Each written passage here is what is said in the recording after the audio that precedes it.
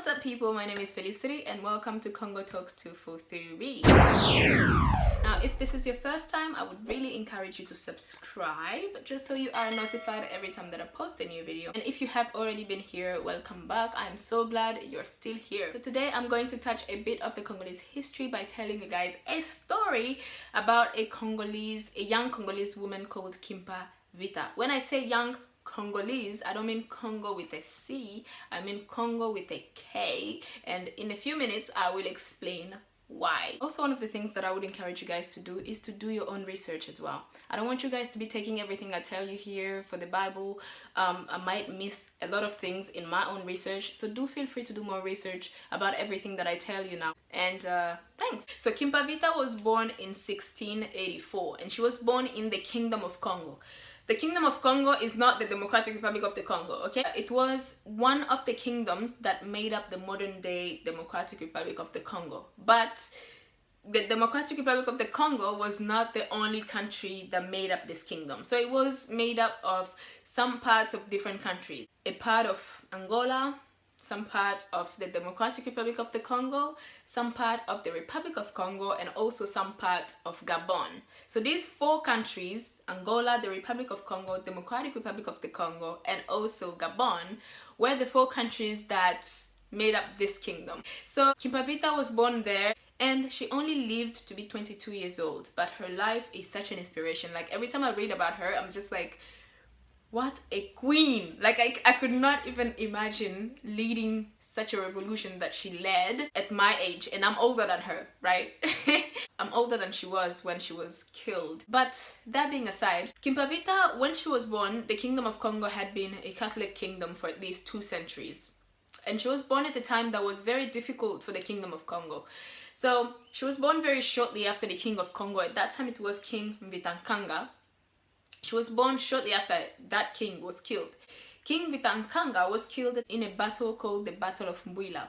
So the Battle of Beulah was between the Kingdom of Congo and some Portuguese forces. I can go into that in detail in an upcoming video and explain what really happened during the Battle of Beulah. If you guys want to know that, just let me know in the comment if I should do a video about the Battle of Beulah. It was a very chaotic time because after the King of Congo, King Mvitankanga, was killed, the kingdom was basically in chaos, okay? There was civil war, it was divided, different people were fighting for the throne. The capital city of Massa, Congo was also in ruins and people were not living in it anymore. During these civil wars, the industry of slave trade was also thriving a lot because, you know, the country was kind of like, it was experiencing civil unrest. So the market of slave trade was the strongest during that period. So this was a very difficult time for the Kingdom of Congo, and this was the kind of chaotic time that KIMPA VITA was born into. When she was born, she was baptized as a Catholic because the kingdom had been a Catholic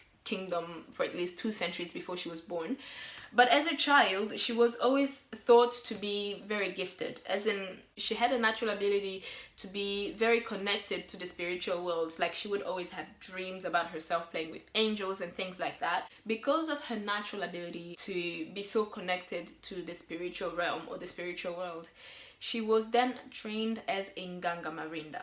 Okay, a Nganga Marinda is basically someone who consults the supernatural world to solve the problems of the community. So she was trained as that. And at the age of 20 years old, she had a near-death experience where she appeared to have died.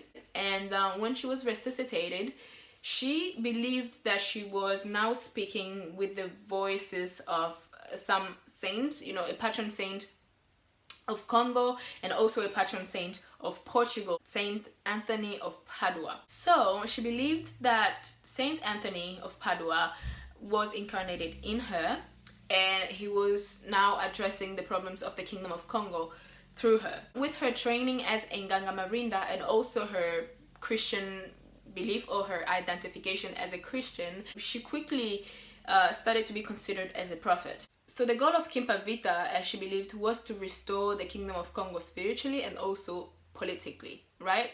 So she believed that she was sent by God to restore the kingdom by creating a new system of Catholicism that adapted to the Congolese belief systems. And in doing so, she created her own movement called Anthonianism. And what Anthonianism was, it was basically the mixture of Christianity and Congolese beliefs. So in her visions, she believed that the kingdom of Congo had to be reunited under a new king, and that Anthonianism was a way of doing that, because she said that the civil wars that were happening in the Kingdom of Congo were angering God. And in doing that, she was not only trying to bring like a spiritual revolution, she was also trying to bring a political revolution, because she was trying to fight slavery, she was trying to bring the end to the civil wars, she was trying to unite the Kingdom of Congo, and she was also trying to bring this spiritual revolution as well. So in some of her teachings, she was preaching that